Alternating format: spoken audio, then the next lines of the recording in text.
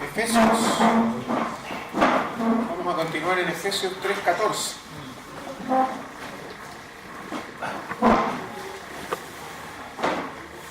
Si ustedes se fijan con atención en el capítulo 3, versículo 1, Pablo dice: por esta causa yo, Pablo, prisionero de Cristo Jesús por vosotros los gentiles.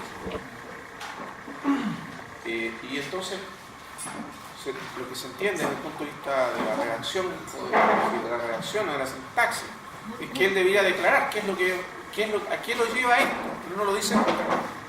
Entonces cuando usted sigue leyendo hasta el versículo 13 y nunca dice qué es lo que produce o cuál es la consecuencia de esta causa, sino que hace una especie de paréntesis para explicar su ministerio.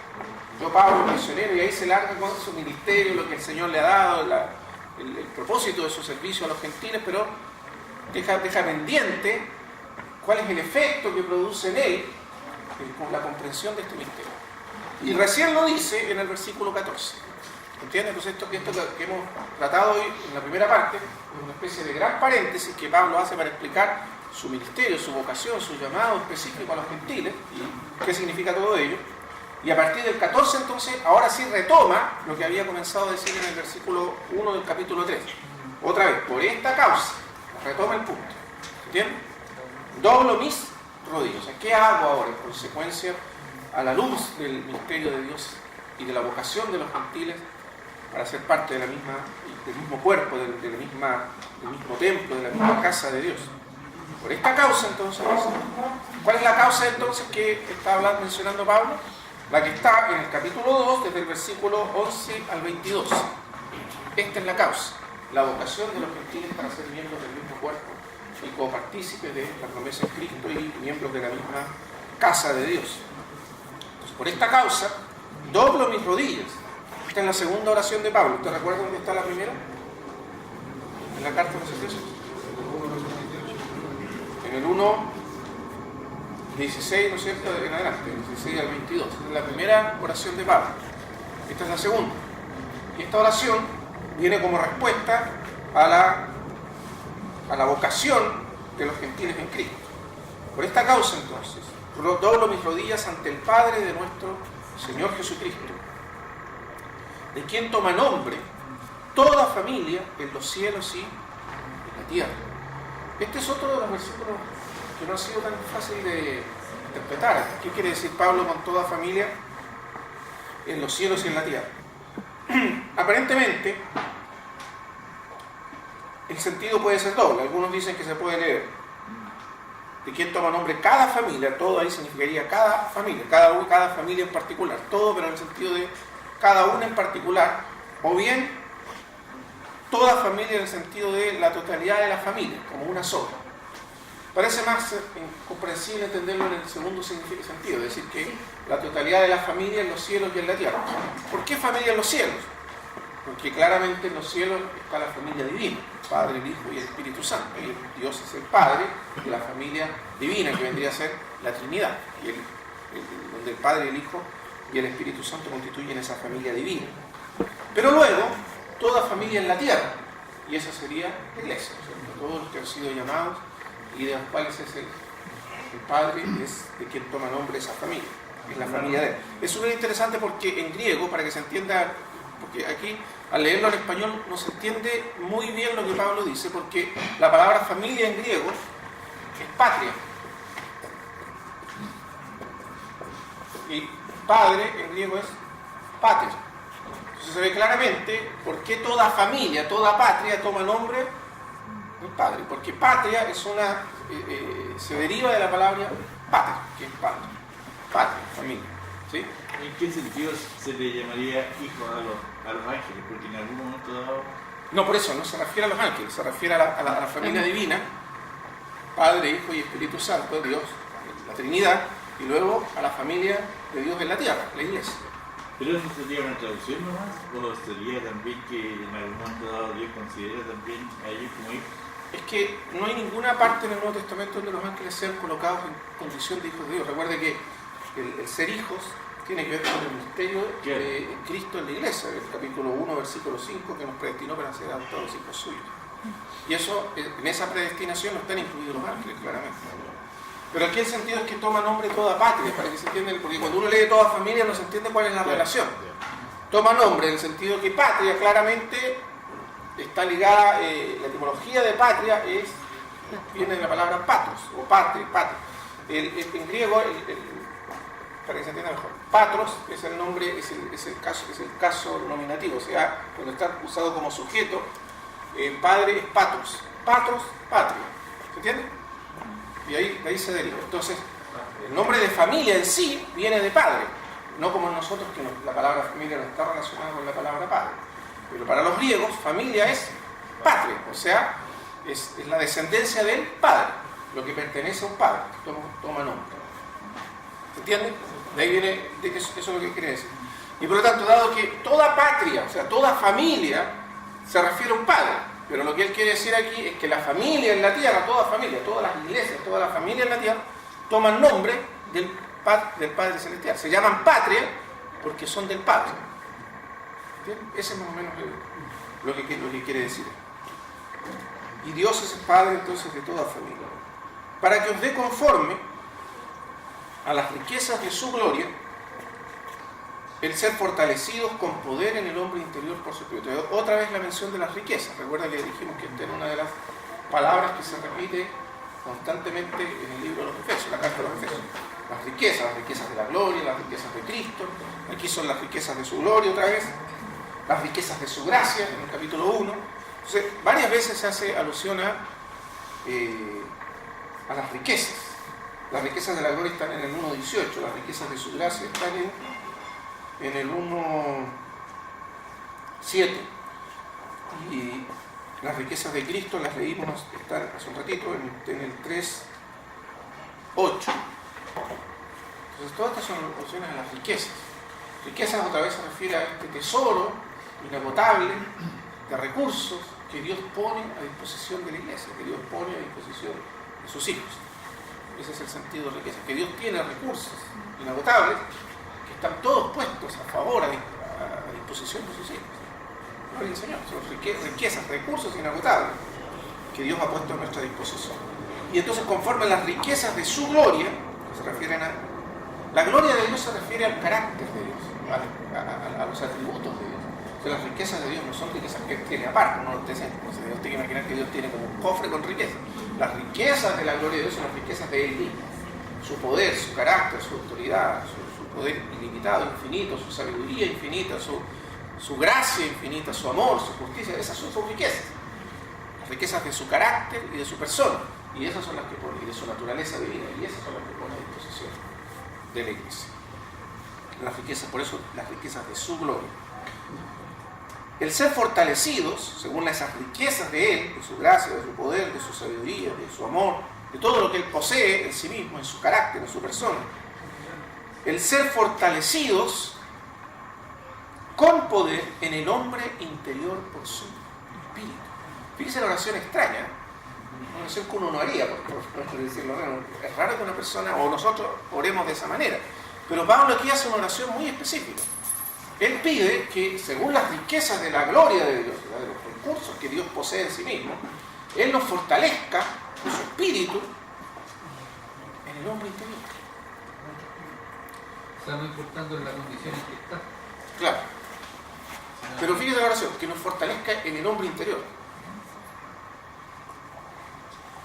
La pregunta es, ¿qué es el hombre interior? ¿Y por qué necesita ser fortalecido? Fortalecido aquí es capacitado divinamente, capacitado sobrenaturalmente, según las riquezas de la gloria. La escritura de la gloria siempre está relacionada con el poder de Dios para hacer, para realizar, para efectuar cosas. El poder ilimitado de Dios para efectuar, para realizar su voluntad, sus propósitos. Que según esas riquezas Él nos fortalezca, nos capacite efectivamente en el hombre interior. ¿Qué es el hombre interior? ¿A qué se refiere con el hombre interior? Es lo mismo que nuevo hombre que habla. Claro, está relacionado. Pero no es lo mismo, pero está relacionado. ¿El hombre interior no es el espíritu nuestro? es una expresión que Pablo usa solo en otra ocasión, que está en 1 Corintios capítulo 4 y 5. Veámoslo ahí para que hagamos la relación. 2 Corintios 4. 2 Corintios 4. Versículo 16. 2 Corintios 4, 16. Por tanto, no desmayamos. Antes, aunque nuestro hombre exterior se va desgastando, el hombre interior, no obstante, se renueva de día en día.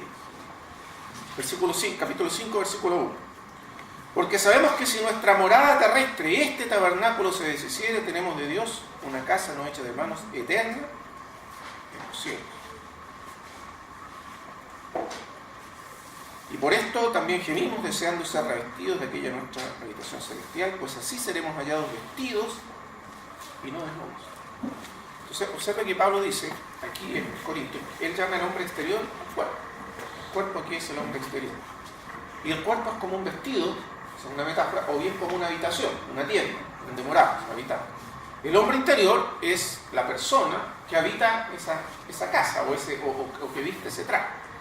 Ese hombre interior claramente no es lo mismo que el cuerpo, porque si puede desvestirse del cuerpo quiere decir que no es idéntico al cuerpo. O si puede despojarse de esa tienda del cuerpo, quiere decir que él en sí mismo no es ese cuerpo. Entonces quiere decir que el hombre interior es toda aquella dimensión que no es material, que es inmaterial de nuestro ser, del ser humano. Toda la parte inmaterial de nuestro ser, ese es el hombre, lo que Pablo llama el hombre interior. Y que básicamente incluye dos cosas, el espíritu y el alma. El espíritu y el alma no son materiales, son inmateriales. Por ejemplo, el Señor Jesús dijo, no temáis a los que matan el cuerpo, pero el alma no puede matar. O sea, el cuerpo, cuando muere el cuerpo, el alma no muere. El alma continúa existiendo, más allá de la vida del cuerpo. Pero continúa existiendo, creo que lo hablamos hace un tiempo atrás acá, continúa existiendo en un estado, como Pablo dice, de desnudez. ¿Cierto? En un estado de desnudez, esperando a que Dios le dé un cuerpo definitivo y eterno, que es el cuerpo de resurrección, el cuerpo de gloria. En ese estado de desnudez, el alma es preservada y llevada a la presencia de Dios y guardada en la presencia de Cristo, esperando hasta que venga el día de la resurrección. Eso es lo que Pablo enseña, deseando partir y estar con Cristo, lo cual es muchísimo mejor. Entonces ese hombre interior es el alma. El alma es el lugar donde se efectúa profundamente la obra de Dios, aunque incluye el cuerpo, pero la gloria de Dios, dice, y el peso de la gloria, es decir, el peso del poder, de la gracia, de los recursos de Dios, se acumulan en el hombre interior. Aquí en el 5.1, hermano, del libro que yo tengo, dice, porque sabemos que si nuestra morada terrestre, el tabernáculo, se deshace, tenemos en Dios un edificio, una morada no hecha de manos, eterna en los cielos. Claro. Ese edificio que él habla es el cuerpo de resurrección, que está preparado para ser definitivo. Pero para vestirnos de ese cuerpo de resurrección, primero tenemos que abandonar esta otra morada, que es una morada provisoria, temporal, una tienda. Una tienda es algo que uno no usa permanentemente, sino que lo usa provisoriamente hasta que recibe su casa definitiva. Esa casa definitiva es el cuerpo de resurrección.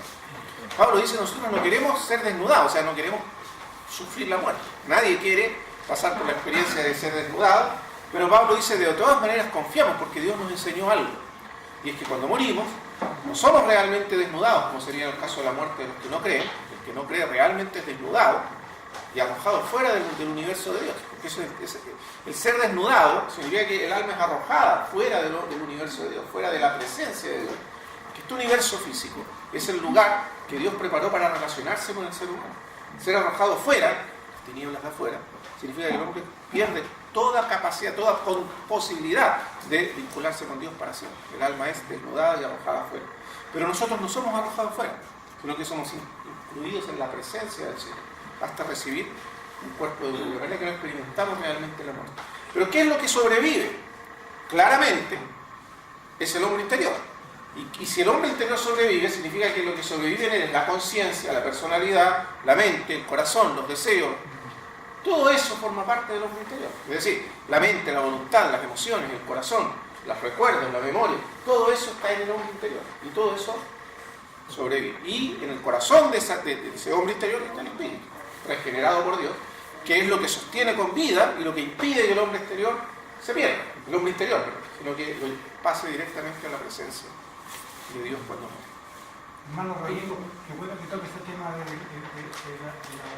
hombre tripartito, ¿no es cierto? Con respecto al creyente,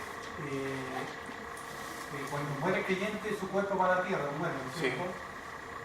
Pero hay distintas interpretaciones para el alma y para el espíritu. Son seres, entes distintos. No, no necesariamente, pero lo que yo tengo pensado, para que usted me pueda aclarar. En el momento de la muerte, el espíritu dice que Dios dio el espíritu. Es decir, el espíritu del creyente vuelve a Dios.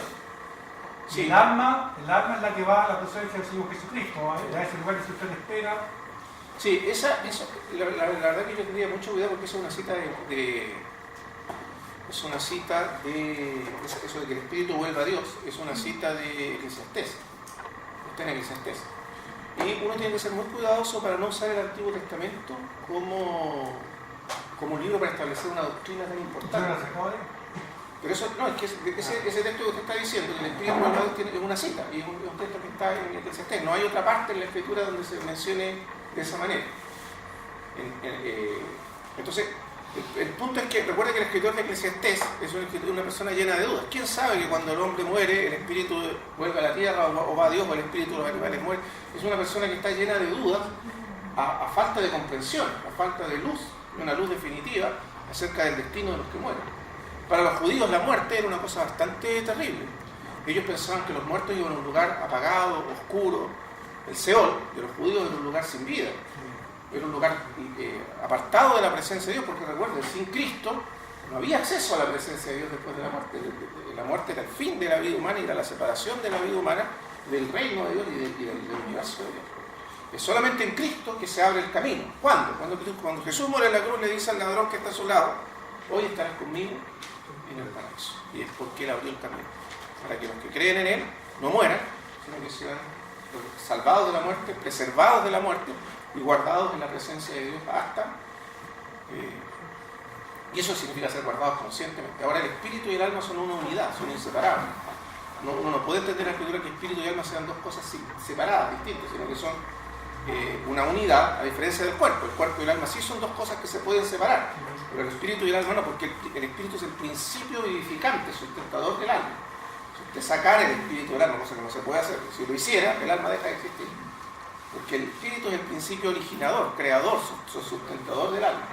Cuando Dios sopló en el hombre su espíritu, su aliento, ruach en hebreo, que es espíritu, el alma se constituye, el hombre se constituye en un alma viviente, nepesh, alma viviente. Lo que yo entiendo es que el soplo de Dios con la materia, con el barro, dio como consecuencia el alma, la persona, la personalidad. Sí. Eso. Sí, pero uno tiene que tener mucho cuidado de suponer que el espíritu humano es divino, porque no lo es. El espíritu no puede volver a Dios, porque separar algo de Dios, como que nosotros hubiera algo, una partícula divina, eso no es cristianismo, eso es claramente algo ajeno al pensamiento, a la revelación de la palabra. No poseemos, o Dios no depositó una parte suya en nosotros, sino que lo que hizo Dios fue constituirnos como un espíritu a partir de su propio espíritu. Y ese es el espíritu humano.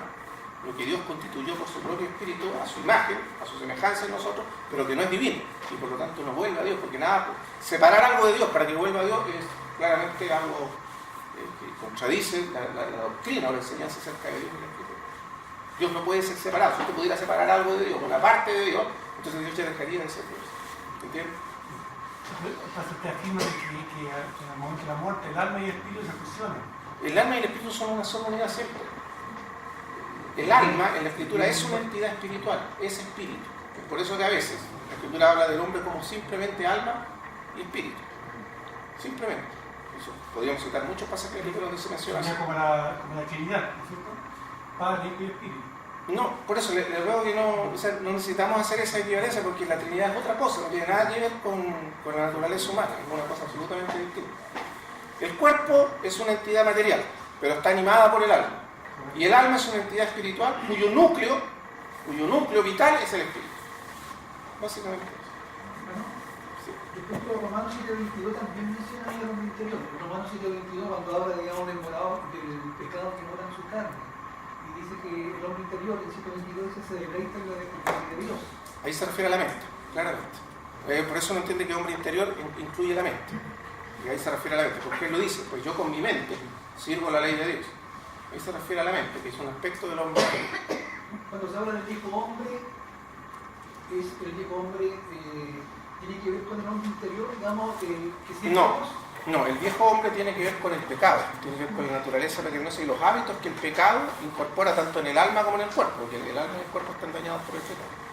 Ahora, es muy importante entender que el hombre como Dios lo creó, es cuerpo y alma. O sea, el alma sin el cuerpo está incompleta. El hombre sin cuerpo es una criatura incompleta. No estamos completos. Por eso Pablo dice desnudos. Desnudos significa que nos falta algo, que no estamos completos. Por eso tiene que haber un cuerpo de resurrección. Porque el cuerpo es el lugar donde el alma realiza y ejecuta su existencia. Sin el cuerpo, ¿cómo podríamos existir? El cuerpo es lo que nos capacita para existir, para ser lo que somos. Y los hábitos y el carácter, nuestro carácter, nuestros hábitos, no solo están en nuestra alma, también están en nuestro cuerpo. Que la mente piensa a través del cerebro, los sentimientos actúan a nivel del cerebro, y todo actúa a través del cuerpo, y sin el cuerpo no existimos. Entonces cuando se separa el alma del cuerpo es una situación terrible, es muerte, separación, muerte, a no ser que seamos preservados por el Señor en su presencia para la resurrección. Pero debe entenderse que el espíritu no es separable del alma, espíritu y alma son una sola idea. El alma es una entidad espiritual, espiritual significa que no es material, no es físico, por eso es el hombre interior. Recuerden que solo existen dos realidades, la realidad espiritual y la realidad material. No hay una tercera cosa, existe la materia y el espíritu. El alma no es material, ¿qué es? Espiritual. Pero cuando se habla del espíritu propiamente tal, se habla de aquel principio sustentador, vital de la existencia humana, que es lo que sostiene la vida del alma, lo sostiene la existencia del alma. Porque no se separa de ella porque está hecha de la misma naturaleza. Y cuando la palabra de Dios dice en el hebreo, dice que la palabra de Dios es más importante que toda espada de dos filos y que entra hasta el alma y el espíritu. Sí, pero en griego no dice separar el alma del espíritu como traduce lamentablemente el hermano Watchman. No dice separar o dividir el alma del espíritu. El griego dice partir el alma y partir el espíritu. Porque ahí el sentido es penetrar, escudriñar, abrir, desnudar. Como el cuchillo del sumo sacerdote parte todas las partes y separa todas las partes del sacrificio. Pero no es una interpretación correcta decir que el alma y el espíritu son separados, porque no es lo que dice el texto. Esa doctrina que el hermano Watchman Nee, digamos, expresa en el libro del hombre espiritual, habla mucho de eso, habla, digamos, del espíritu, del alma, de las funciones del espíritu, las funciones del alma, etc. Por eso es una fuerte confusión. Bueno, yo sé que, o sea, esto se puede tomar harto tiempo, pero uno tiene que atenerse a la escritura.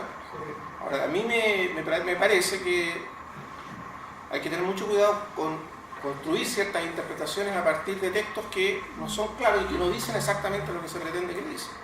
Como por ejemplo, que ese texto de Hebreos 12 diga que el alma y el espíritu se separan. Usted puede leer a los principales eruditos en griego y van a coincidir que no dice que el alma y el espíritu se separan. Ese no es el sentido del texto, sino que el sentido es el que traduce la Reina Valera, hasta separar el alma y el espíritu, inclusivo, no exclusivo, ¿no? Una conjunción inclusiva significa que no los aparta uno a un lado y el otro al otro, sino que a los dos incluidos los escudriña, los desnuda.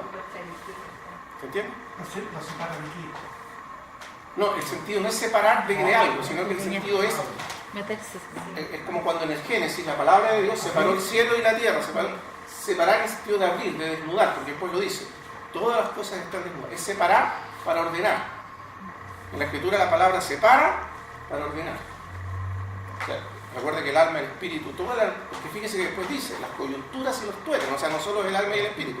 La palabra escudriña el alma, escudriña el espíritu, escudriña las coyunturas y los tuétanos y discierne los pensamientos y las intenciones del corazón.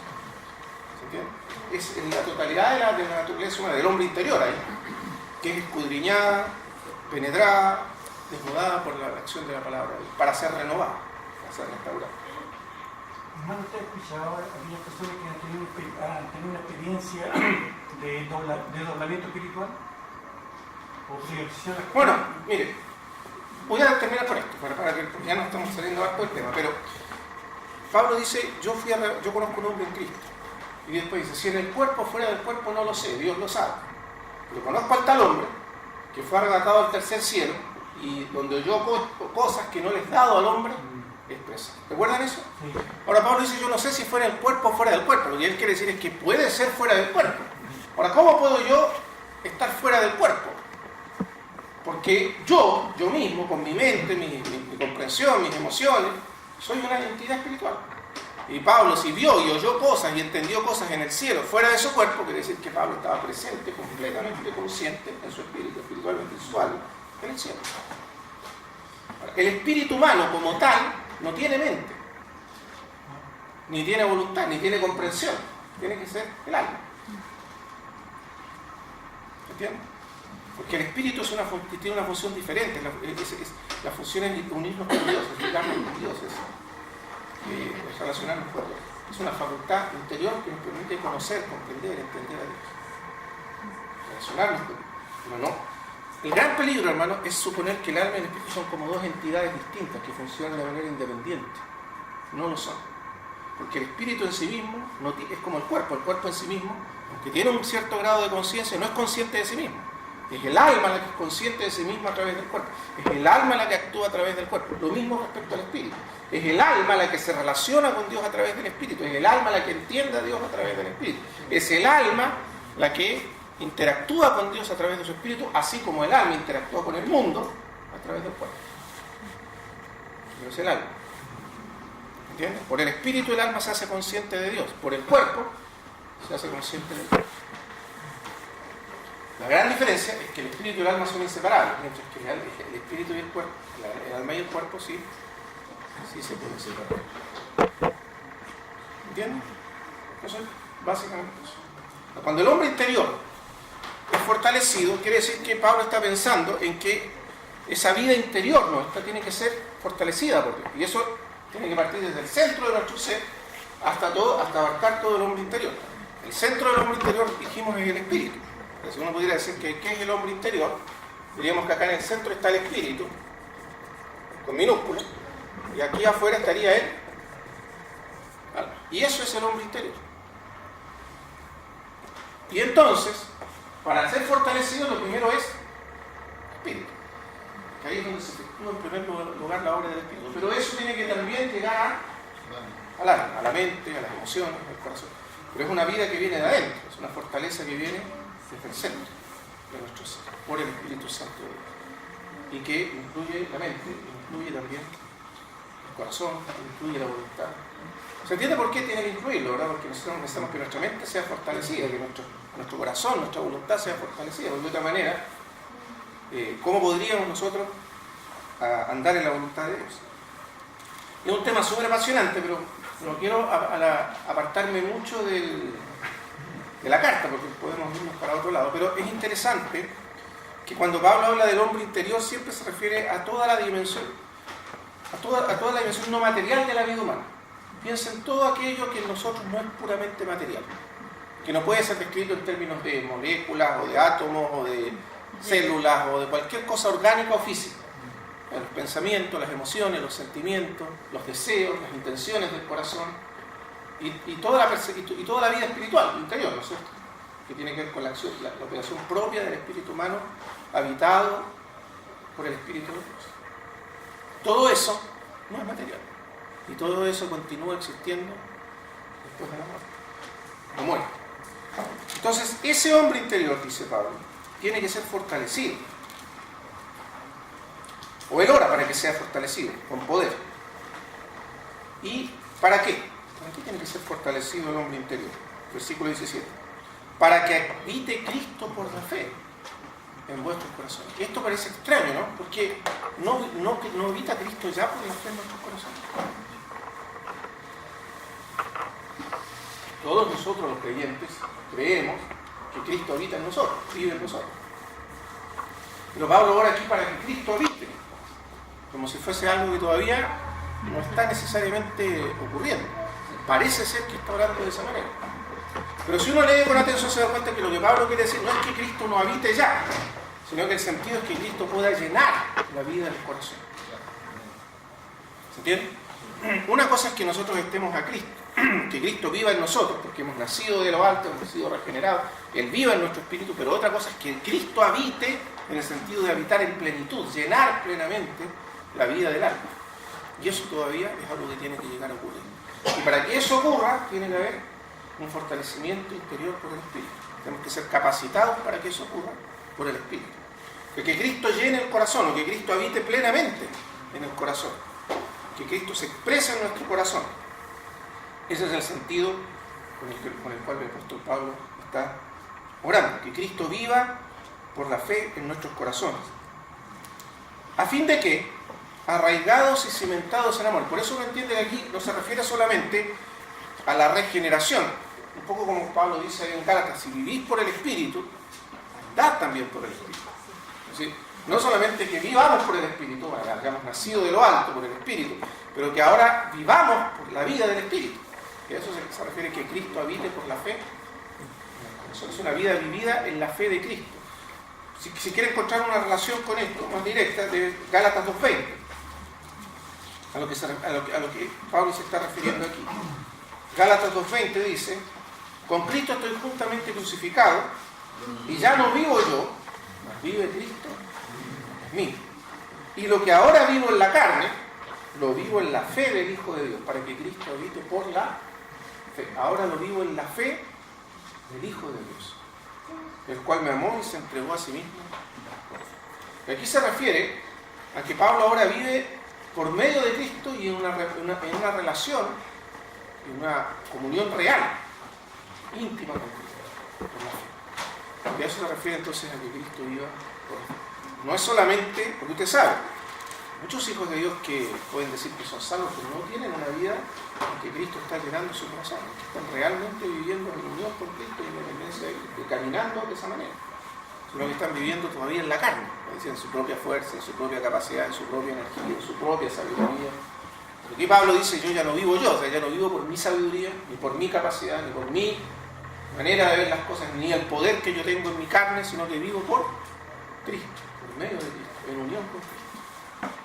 Y eso es lo que está diciendo acá también, para que Cristo viva, habite por la fe, es decir, que de manera efectiva Cristo esté presente, la presencia del Señor llena el corazón.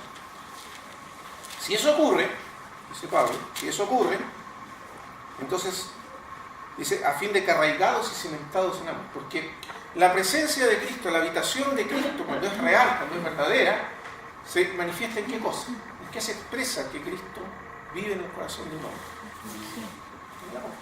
Esa es la prueba, esa es la señal de que Cristo está viviendo en nosotros. Si Cristo permanece en nosotros, nos amamos unos a otros. Si Cristo vive efectivamente en nosotros, de manera real, efectiva, si Él está morando en el corazón, si estamos viviendo en su presencia, entonces lo que va a ocurrir como resultado siempre va a ser que nos amemos unos a otros. No hay otra manera en que eso pueda ocurrir. Por eso Pablo dice, Juan dice, mire lo que dice Juan.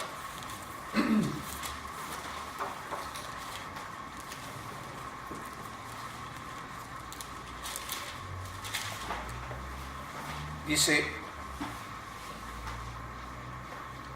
capítulo 4, versículo 7: amados, amémonos unos a otros porque el amor es de Dios. Todo aquel que ama es nacido de Dios, una parte, ¿no? Pero también conoce a Dios. Y aquí conocer significa tiene intimidad, tiene relación, una relación íntima con Dios. Eso significa conocer a Dios. No solo nació de Dios, así como un hijo, ¿no es cierto?, para tener una relación con un padre, no solo significa ser biológicamente hijo de él, sino que también requiere que haya una relación de familiaridad, de conocimiento, de intimidad. Entonces, el que ama no solo nació de Dios, sino que conoce a Dios. O sea, tiene una relación de intimidad, de conocimiento íntimo con Dios. Porque Dios es amor. O sea, si uno vive en la presencia de Dios, ¿cuál es el resultado? Uno se impregna de ese amor, uno es transformado por ese amor, porque eso es lo que caracteriza. Es imposible desarrollar una relación íntima con Dios si no hay amor.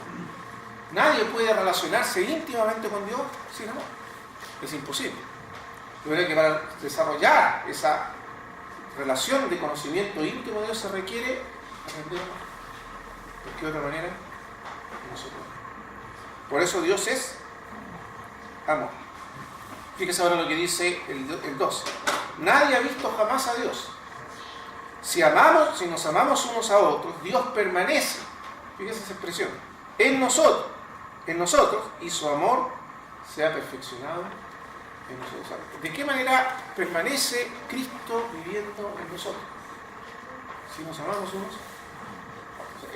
Lo que revela que Cristo vive, o que la presencia de Dios está en nosotros, ¿qué es? Que nos amamos unos. Por eso entonces Pablo dice, a fin de que arraigados y cimentados en amor, arraigado significa con raíces profundas, ¿no? ¿Y qué tiene que ver con el suelo donde uno se afirma? Que la planta usa sus raíces para afirmarse en el suelo y para sostenerse.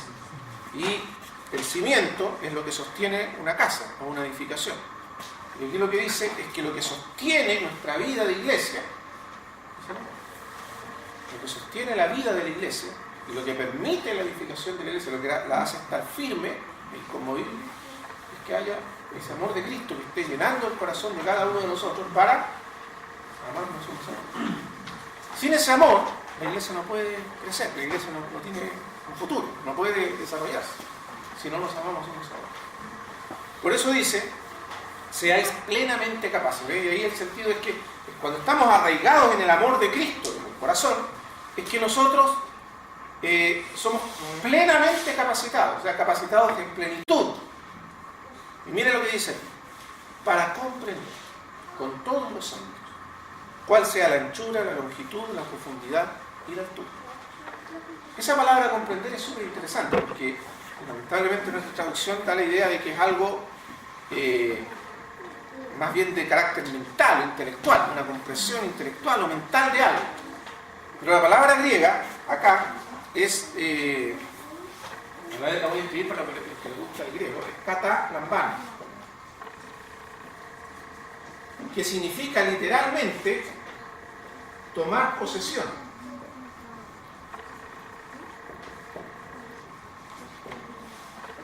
O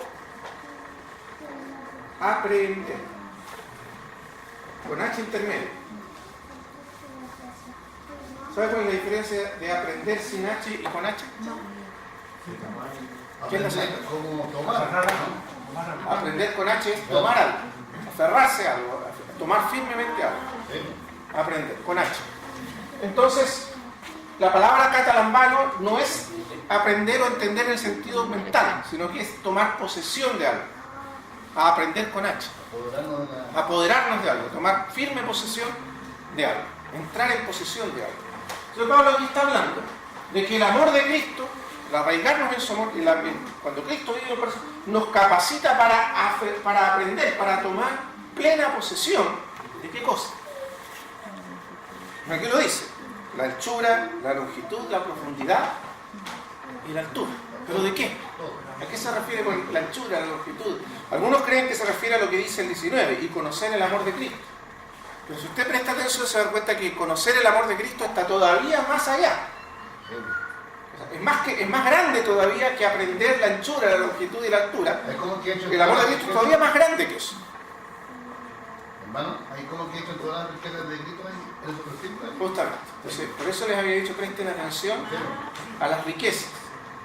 Porque mire lo que dice Job, porque el único pasaje de referencia que tenemos en la Escritura respecto a esta expresión, la anchura, la longitud, la altura, la profundidad, está en Job, capítulo 11.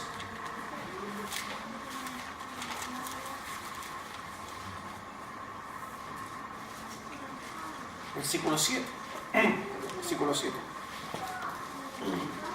¿Descubrirás tú los secretos de Dios? Recuerda que hablamos del misterio de Dios en Cristo, de eso viene hablando el apóstol, de ese misterio, de ese secreto eterno, oculto en Dios, que es Cristo. ¿Llegarás tú a la perfección del Todopoderoso? Es más alto que los cielos. ¿Qué harás? La altura. Es más profunda que el Seol. ¿Cómo lo conocerás? La profundidad. Su dimensión es más extensa que la tierra, la longitud. Y más ancha que el mar.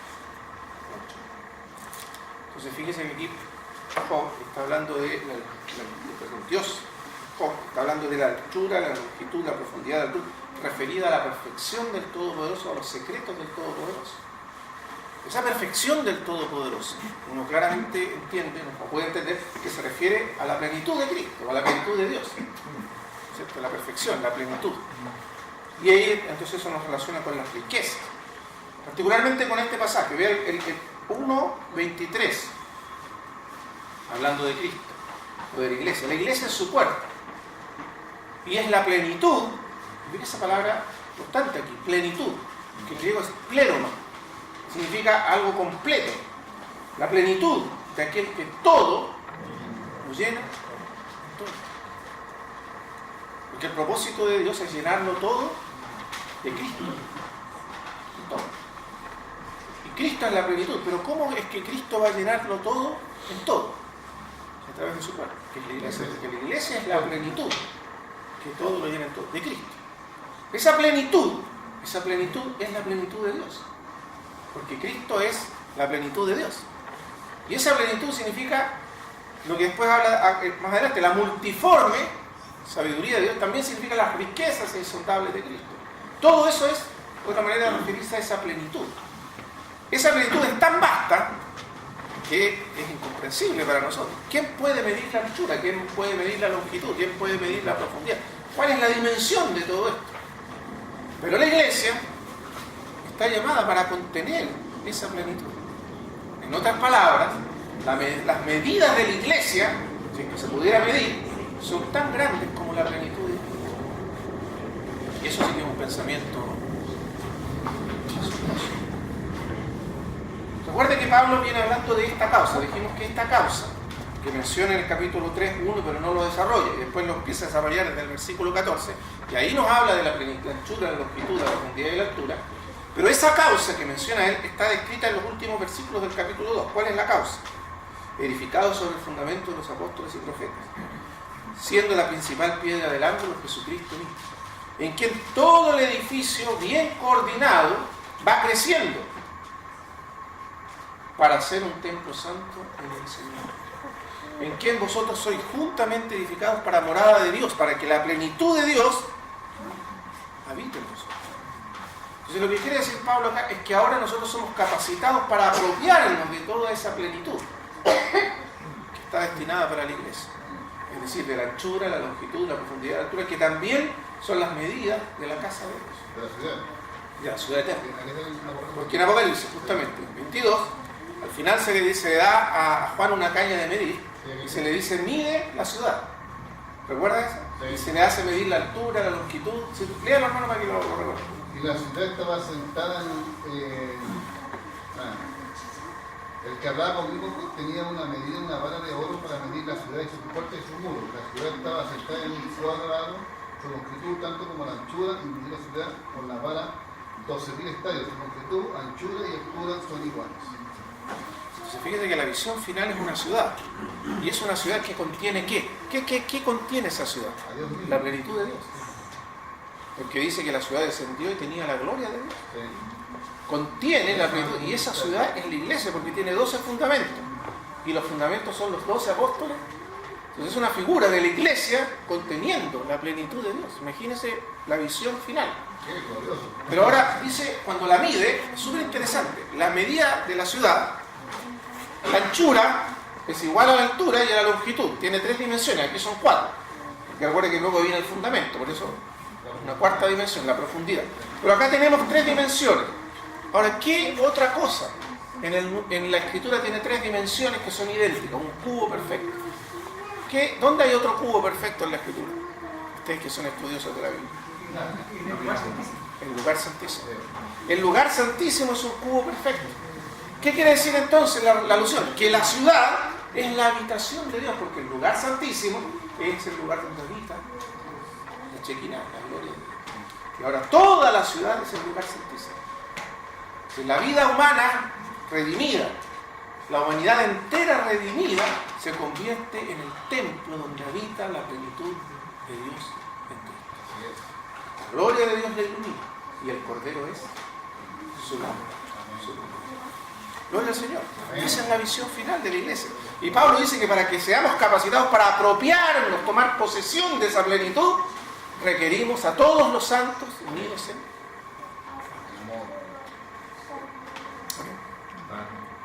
Y esa es la visión que está hablando, de la que está mencionando Pablo.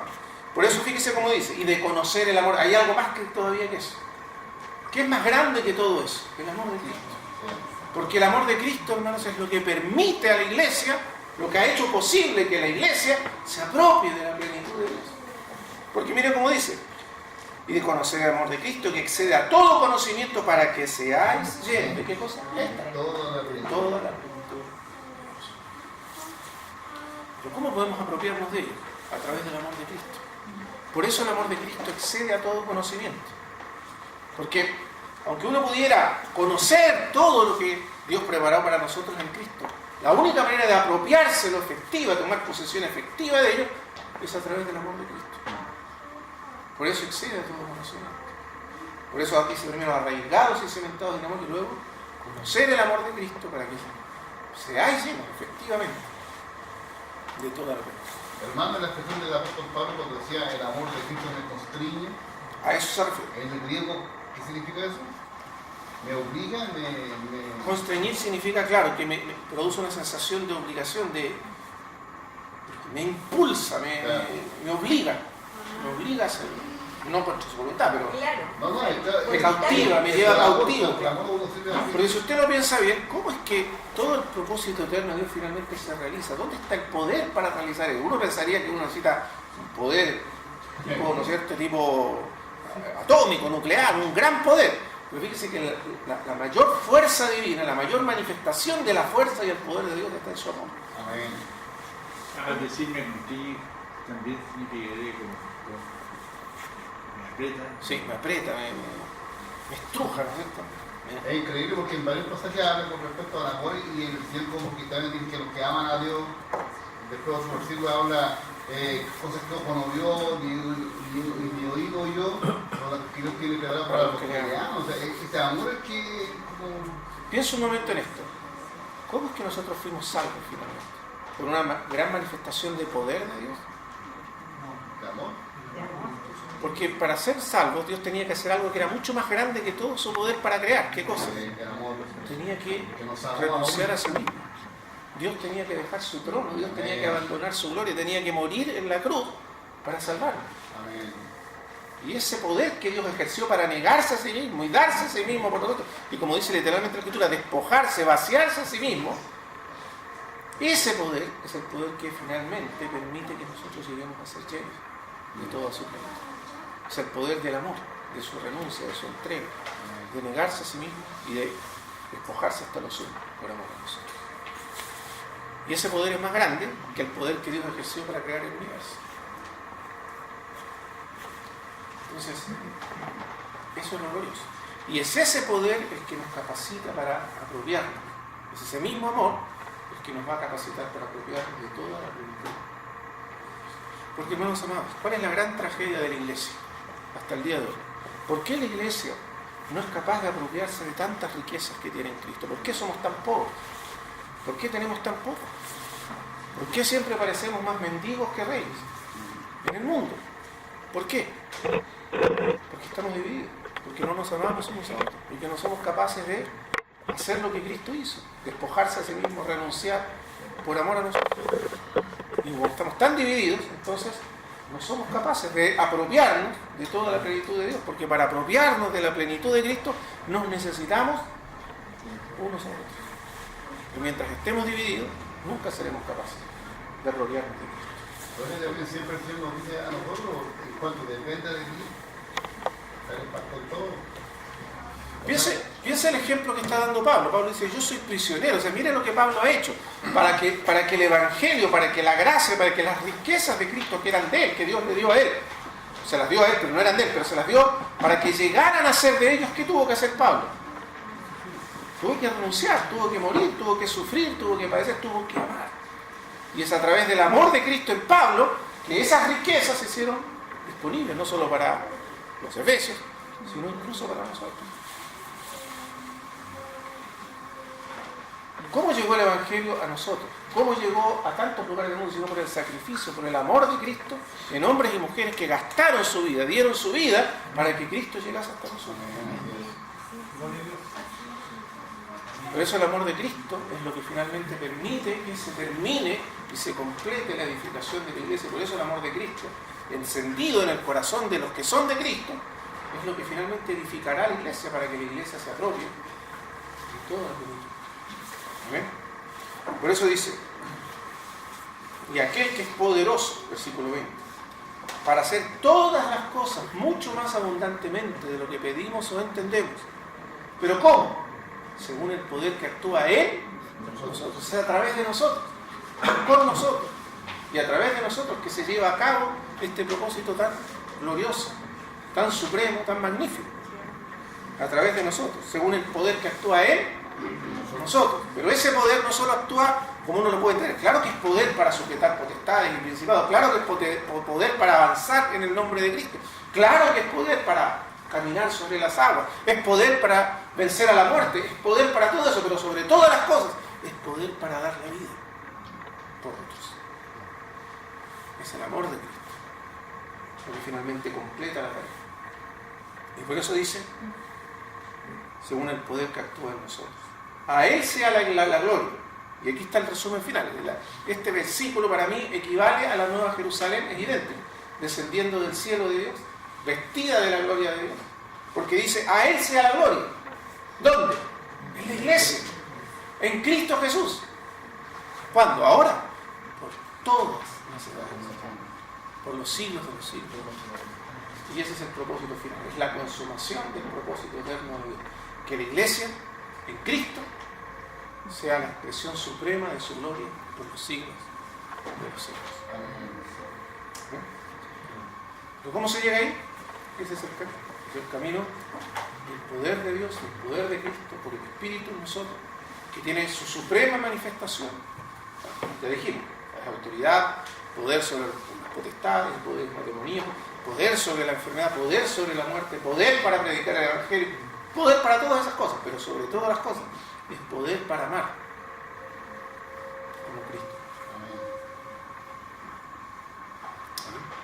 Ahora se entiende más, lo personal entiendo más cuando Juan 3:16, porque de tal manera amó.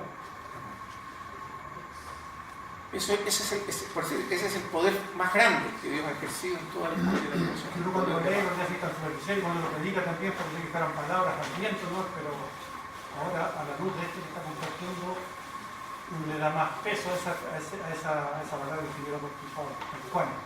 Porque de tal manera amó Dios al mundo.